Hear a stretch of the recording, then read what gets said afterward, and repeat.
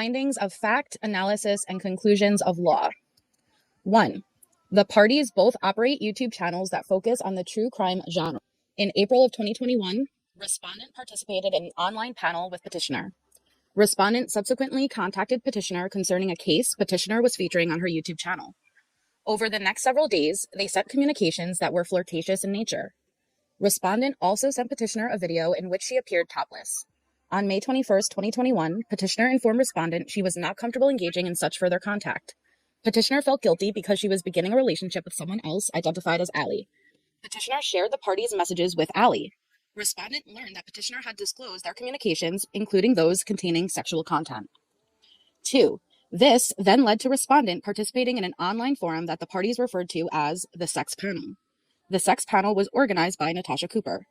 According to petitioner, approximately 16 victims participated in the forum and made salacious accusations against her, including falsely alleging that she was a sexual predator. Respondent testified that she was hearing from others about things petitioner was doing, including that petitioner was pitting YouTube creators against each other. Respondent participated in the Sex Panel because petitioner had shared nude images of her. She denied that she accused petitioner of being a sexual predator. 3. However, in June of 2021, respondent apologized for participating in the panel, though she maintained that everything she said was truthful. Petitioner accepted her apology, telling respondent that she wanted to get to the bottom of who set it up. 4.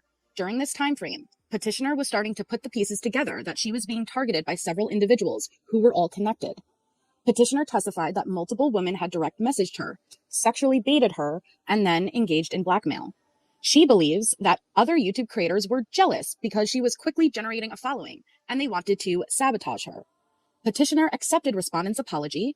Petitioner then spent the ensuing months continuing to develop her YouTube channel, investigating who was targeting her, and trying to clear her name. 5. Throughout 2021 to date, petitioner continues to have issues with multiple people who she alleges are extensively trolling and harassing her, trying to harm her business and personal relationships, and to impact her mental well-being. Notably, in 2022, Vanessa, who operates a YouTube channel Unmasked, was granted a protection order against petitioner by a Colorado court. Petitioner was not successful in seeking her own order of protection against Vanessa in this court, but petitioner did obtain a protection order against YouTube creator Aunt Lala. 6. Turning back to respondent, the parties agree that their last direct interactions occurred in late 2021. However, in the spring of 2023, petitioner was given a copy of a private group chat between respondent, Aunt Lala, and another individual, Andrea Powers. These individuals conversed extensively about petitioner from January through May of 2022.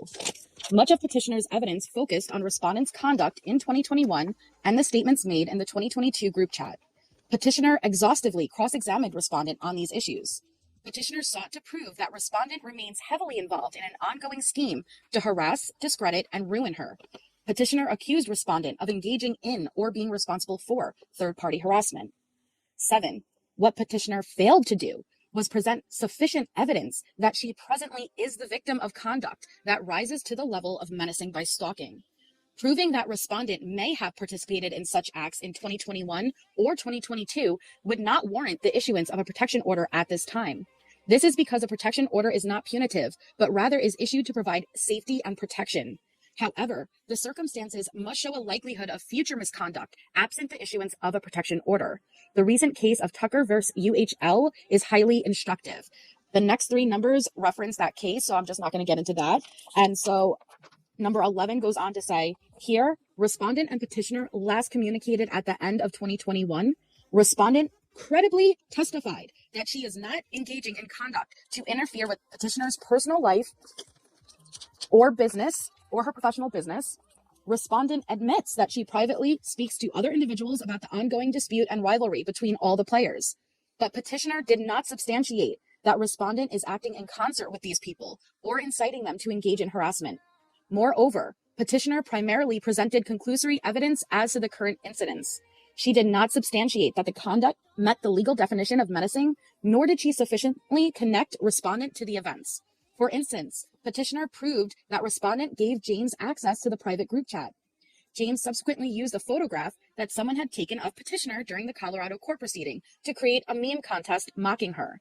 Because this photograph had been uploaded in the private group chat, petitioner speculates that this is where he obtained it. James' posting of the meme is likely protected by the First Amendment. Regardless, the evidence does not establish that respondent acted in concert with him or encouraged his actions. Respondent credibly testified that she does not agree with everything James does, but he is nonetheless her friend. 12. Notably, petitioner herself is conflicted about respondent's true role and involvement, and she presented varying theories regarding respondent's participation. At times, petitioner suggested respondent was also a victim. Petitioner implied that she would dismiss this action if respondent admitted that she had been fed lies about petitioner by other individuals. But petitioner also alleged respondent was doing the bidding of others to curry favor with them in the hopes that they would help her develop and grow her own YouTube channel. Yet petitioner claimed respondent's lies and manipulation set into motion the coordinated campaign of harassment and that everyone is essentially acting at respondent's direction and control. Petitioner was all over the place in presenting her case and seeking to establish why a protection order would be issued. 13. Petitioner showed that in 2021 and 2022, respondent engaged in conduct that petitioner finds to be offensive, vexing, and harassing, and that respondent remains friends and is affiliated with other individuals who continue to harass her. Respondent proved that she regrets participating in the sex panel, wants no contact with petitioner, and is not actively interfering with petitioner's life, nor encouraging anyone to do so. The magistrates find petitioner has not established that a protection order is necessary, and that order needs to be put in place to ensure her safety from the respondent.